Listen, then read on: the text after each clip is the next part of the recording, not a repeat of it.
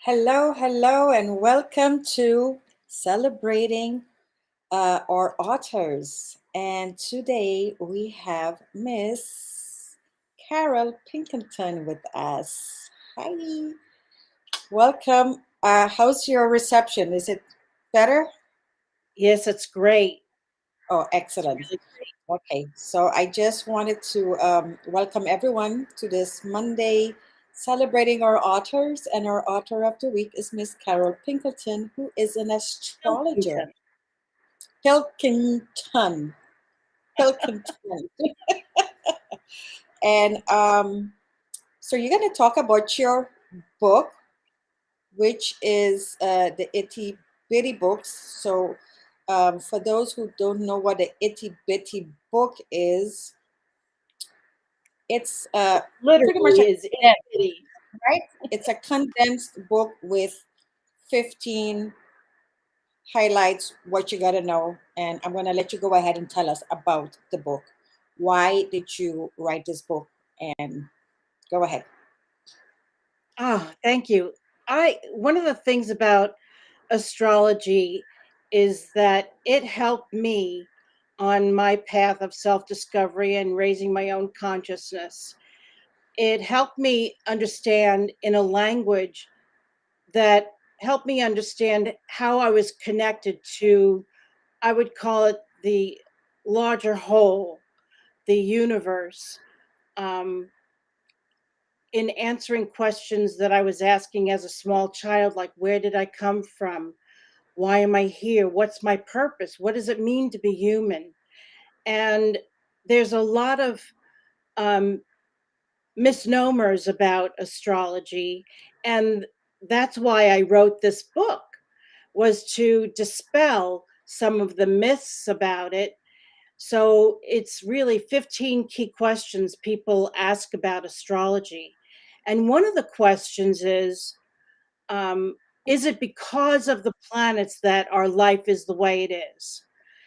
And what I would say to that is no, the planets do not control our life, but based on the decisions that we make, we are influenced. There, I would say that there's a mutual correspondence between the heavens and the decisions that we make in our life. And from that perspective, I feel that I get messages. I know that this is might be a little bit woo-woo for some people, but even if you come from a religious background and you speak to God, so to speak, well, the heavens are all within that, right? The planets, everything are within that sphere Right, of influence, right. correct? Yes. And so there's a mutual correspondence between the heavens and how we are living our life here on earth. And so I that's the simplest way I can put it. Well, So I am influenced by the planets. I am also communicating with the universe. I'm a metaphysician, so I'm right there with you, and I totally believe it. But it's interesting because we all have that connection. Because this is our new, what I call it, evolution of human potential, whatever. But it's interesting how everyone picks their own way of communicating, and you chose astrology as a way to connect. So, how does that work as far as astrology and whatever the studies, whatever you need to do to learn about Yeah, that? yeah, that's a great question. And what astrology can help us understand are the cycles of life that we're in and the lessons that we're here to learn. So the birth chart is a snapshot of where the planets were at the time of our birth. And that's why the time of our birth is really important. And so it there the chart is broken up into 12 segments. And within those 12 segments, the planets reside. different segments of that chart, and it's those areas of the chart that have certain lessons, so to speak, if you will, that we are here to learn and concentrate on. You know, a lot of people talk about, well, why is this house empty? Why is that segment of the chart empty? It's not that there's nothing going on per se, it's just that that might not be the area of life that we are here to specifically focus on, where there might be planets in another segment of the chart. Does that make sense? Yes, it does. Okay. Um, I know, growing up, of course, the newspaper always had your, horoscope of the day, the week, the month. Um, and even though people might say they don't believe, they still read it because to them they feel like it's kind of a, the word is not premonition, but it's more like it gives them some kind of a feel like there, it's like a help. It's a different type of communication. So it's also very good to have a very good astrologer because that makes a big difference. So if someone needs to or would like to connect with you, let's say, this is your field, and someone wants to reach out, what information do they need to give you? Like birthdays, They need signs. their Um, yeah, they'll need their exact time of birth, which they can find on their birth certificate usually, right, or sometimes our parents have been given by the hospital the mimeograph of our right, birth record. It'll right definitely be in there, there. and the date of birth and where a person was born. That those are the three pieces of information that I need Where they were to. born, also. Yeah, yeah, because Oh, it's based on latitude and longitude where you were born. so tell us what the 15 steps are. Well, Oh, um, one is really what I find interesting is about the separation of science and and the church.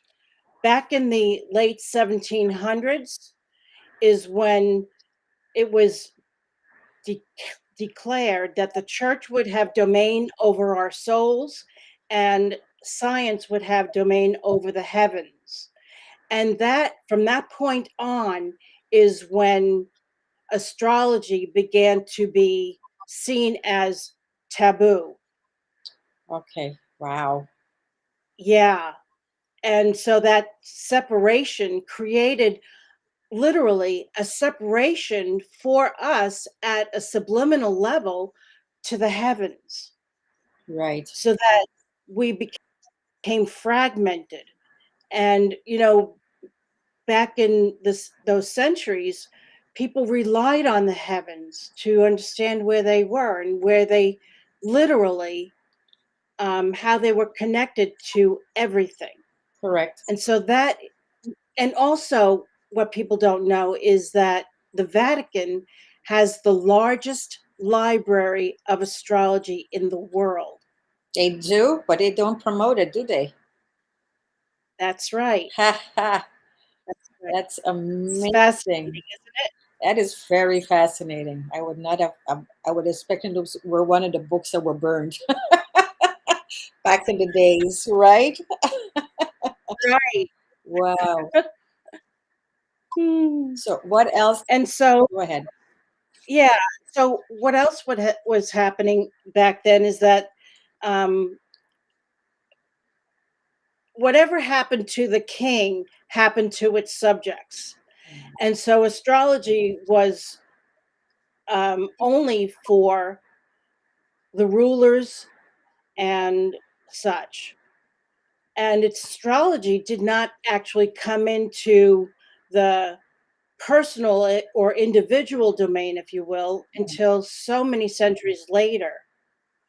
And then doctors and farmers and people like that started using astrology.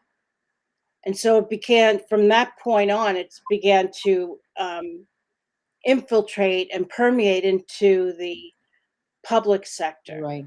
the private and public sector, so that people became, they wanted to know how things were going to affect their life. But Right. that's predictive astrology, and how I use astrology is so different.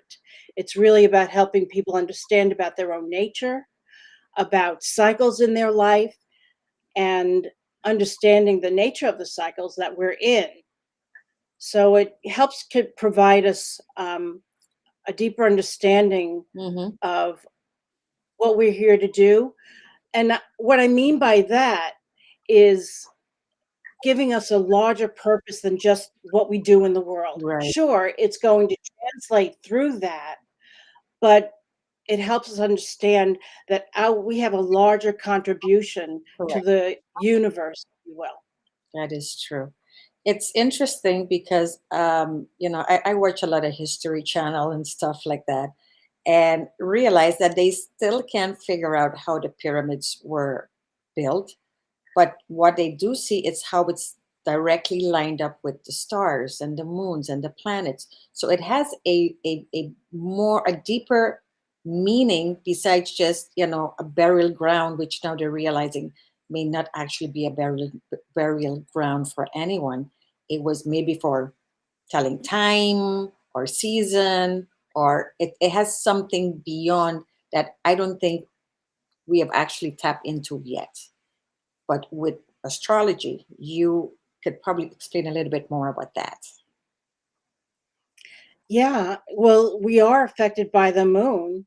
I mean, just the woman's cycle alone, we are affected throughout the 28 to 29 days of our cycle. So we as women are most in tune with that kind of cycle. Right. But we are all affected actually by it. People talk about the full moon and how Right. things seem to be all chaotic and wonky. And people talk about Mercury retrograde. Right. It's be People say it's because Mercury is retrograde that this is happening. No, actually, what it means, the Mercury retrograde, is that we're being our attention is being brought to something that we should have been paying attention to, but now it's time. Now it's in your face and you have to pay attention to it.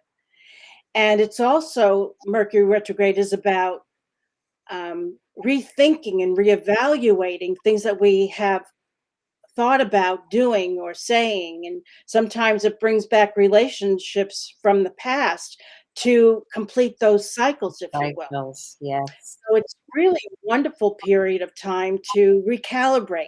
Mm-hmm. I think I'm going through one of those right now. It's interesting because I was kind of feeling a little irritable the last couple of days and last week, and I couldn't pinpoint what it was. And I just felt like, Mhm. "Ugh." And finally, I said, okay, it's time to reconnect. So, what I felt was disconnected from my soul, from my spirit, from my whatever, my Mhm. path, what I call my soul's path. So, of course, it's like, let's go back into our meditation, let's do our journaling, let's breathe into it. And, so I'm glad we're talking today because it's kind of giving me a little bit of like, all right, I'm not going crazy.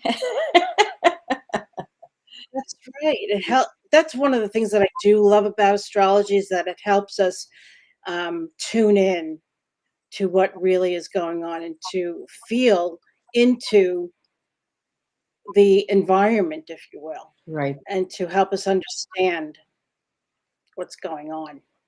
So if someone picks up this book, what exactly will they get out of it? And is there something that will help them um, maybe understand more of how we interact with the stars and the moon?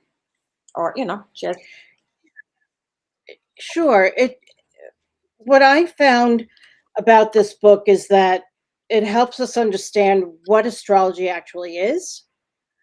Um, and like I was just explaining before about the fact that cause of a planet or period that the planet is going through, that things happen in our life, but it's a okay. correspondence to us understanding what's happening in our life as it relates to our communication, our relationships, and things like that. Like Venus is about our relationships, how we interact and relate to one another and to our own life. And so when we just came through a Venus retrograde during the summer, and people were going through relationship challenges, maybe, or reevaluating their own values as it relates to being in a relationship. So, those kinds of things. Right. So, when people ask to have a reading, um, they take it very literal. Um, do they still have a say? Meaning, I know people hear it and they say, "Oh, this is what's going to happen, and there's nothing I can do about it." Where, as a teacher, do you say, "No, this is not written in stone. You still have to participate somehow." Because we're all co-creators. We get to create our life. So how do you explain that this is just what, like kind of a stepping stone, but it's not, where you're supposed to be, and how to navigate that? So how would you pass that on to our viewers? Yes, it's not, it's about raising our own consciousness and helping us understand that not everything is totally fated. When we bring the unconscious conscious to the consciousness, that's when we have more free will, because you really are tapping into the question of free will versus fate. And that's a huge, huge conversation in and Wow. of itself. Yes. Wow. And yeah, and transferable astrology is what I practice. And it is about understanding the larger picture and how we fit into it, and the decisions that we make, and how we understand what we are here to learn gives us more choice. The more conscious we become, the more choice we have, and the highest potential we have to live our chart. It's Right. like we are in the center of the wheel, Right. and what we open ourselves up to and become aware of, the more we can better utilize those pieces of the chart to enhance our life, our relationship, and fulfill our purpose here to the larger universe, because we all matter. I think that's so important for people understand that we matter. We matter simply because we are here physically, and Right. there's no getting around that. But Right. how we live and how we respond to life does matter as well, and how we impact one another. And the chart and astrology can help us understand that. I like that you use the word enhance, meaning to make it better, so that people can understand that even if things are going good, it can always get a little bit better. And this is just kind of a push to keep you in the right direction. And I think we all every now and then need a reminder where we're at and where we're going. And we do get caught up in life and we forget. So yes, I could see this being as a vehicle also to help you connect with your inner self, right? Yes, absolutely. It's a great tool for self-understanding and understanding others, because it is about self and other. And when we Right, learn how to communicate better and understand another's way of communicating, things can be smoother. Our relationships can be smoother. Our ability to be in the world can be more pleasant and right, joyful. right. Um, I keep thinking that we in the past, and I'm talking past, I'm going to go back cave days, whatever. Um, Everything they did not understand was considered a god. So we had, the sun god and the moon god and the star god and the whatever rain god, and whatever was not understood was turned into a god because they worshiped them. and they worshiped them because they understood it was a change of season, or it was a change of, and they understood the tides. And then, of course, we got into the whole industrial area, we got lost. But I feel like we're going back into that phase. I think we're trying to reconnect again with, grounding, nature, the heavens, like you said. I think we're kind of slowly moving back there. Um, what do you think? I agree. When we can get back into the wonder and the mystery of life, oh my goodness, and to rest in Right? the unknown, Right? it can make life so much easier and so much more powerful and empowering. We live in uncertainty anyway. So if we can really try to embrace that life is uncertain, that we live in a groundless state already, and to embrace that, oh my goodness, the Wouldn't it be possibilities, amazing? I know. yes, it would be so amazing because that's where the richness of life lives. Where there's no lack, there's no scarcity, there's no lack. It's all abundance, prosperity, and happiness, collaboration, harmony. And I think people think that's not possible, but it is very possible. But we can look for it on the outside. We have to look for it starting from inside. Each individual person is responsible for reaching their own level of harmony, happiness, whatever. And once each person takes care of themselves, then the world is kind of fit together like a jigsaw puzzle. Going out there and fighting the war of this and the fighting the war of that, it's not gonna work. It all starts from the inside. What's your opinion on that Yes, part? exactly. Conflict begins and ends with us. That's a hard one to embrace because people Right? generally want to say, "No, it's the fault is over there. No, it's because of this." Mm-mm.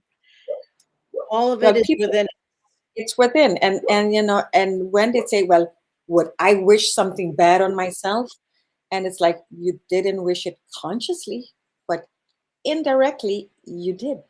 So pretty Mhm. much if we know that we're creating our own life, then whatever is happening, you're creating it. Whether it's in your mind, whether it's with what you're saying and not paying attention to what you're saying, who you're talking to, what you're surrounded by.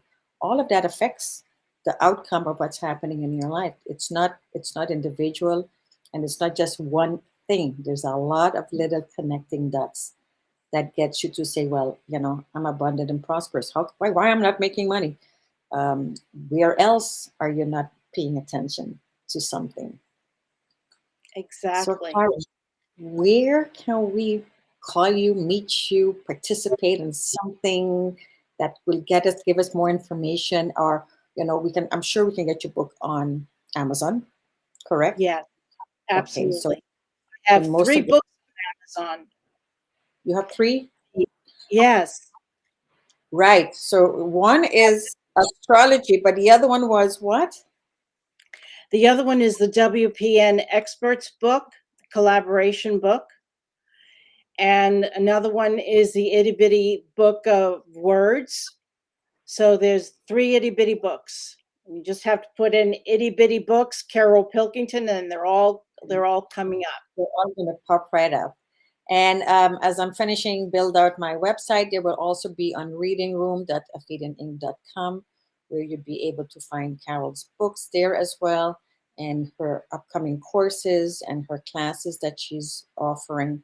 So at afidinginc.com, we're going to have all of that stuff uploaded and ready to go before the end of the week. And so you'll be hearing some more about Carol and astrology. And do you do readings as well, like one-on-one Oh, of readings? course.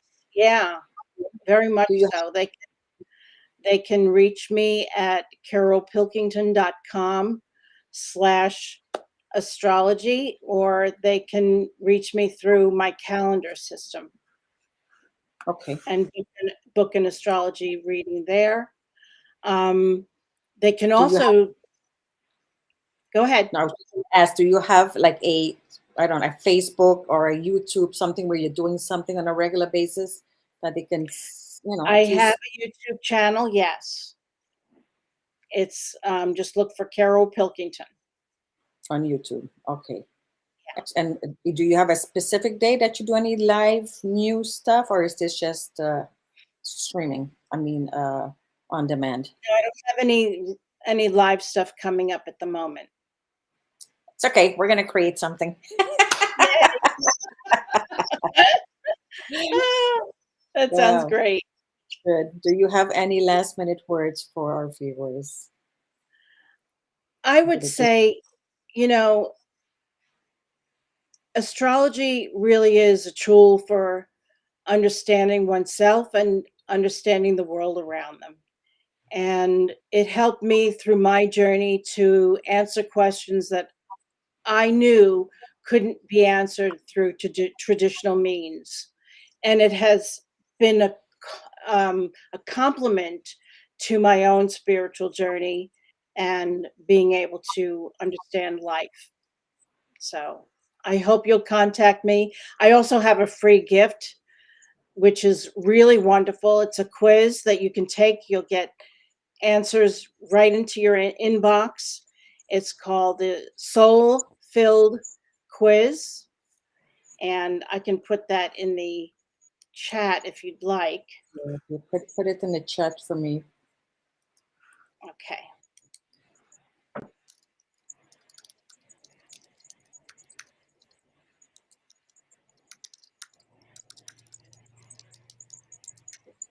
There you go. Okay, we got it.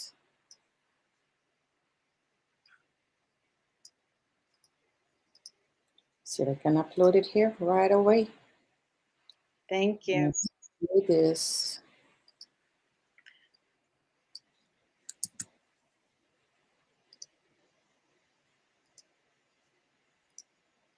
Alrighty. Oh my goodness, I'm Yay. becoming so savvy with this. I'm so excited.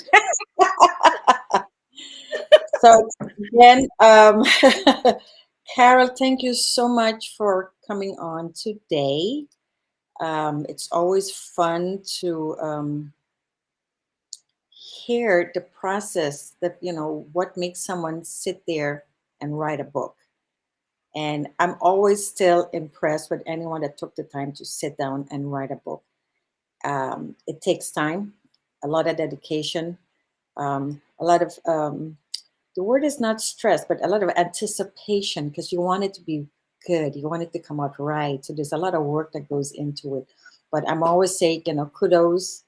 And that's why we had to celebrate our author and congratulations for being chosen as the author of the week of the Thank- Ophidian magazine. And again, thank you for being here on board with us. My pleasure. Thank you so much, Karina. Sure. And to everyone else, thank you so much for tuning in, and you will be hearing from us again. Bye. Thank you for watching Reading Room, celebrating our authors.